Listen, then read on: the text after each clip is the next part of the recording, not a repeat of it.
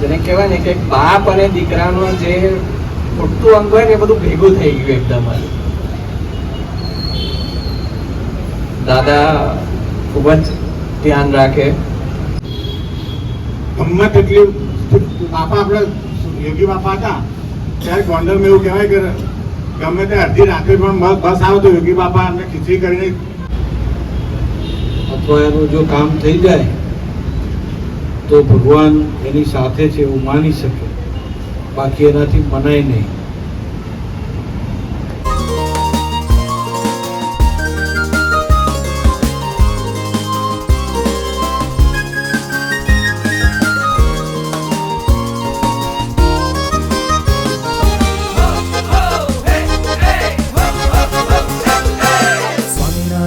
Swaminarayan, Swaminarayan, Swaminarayan, Swaminarayan, Swaminarayan, Swaminarayan, Swaminarayan, Swaminarayan, Swaminarayan, Swaminarayan, Swaminarayan, Swaminarayan, Swaminarayan, Swaminarayan, Swaminarayan, Swaminarayan, Swaminarayan, Swaminarayan, Swaminarayan,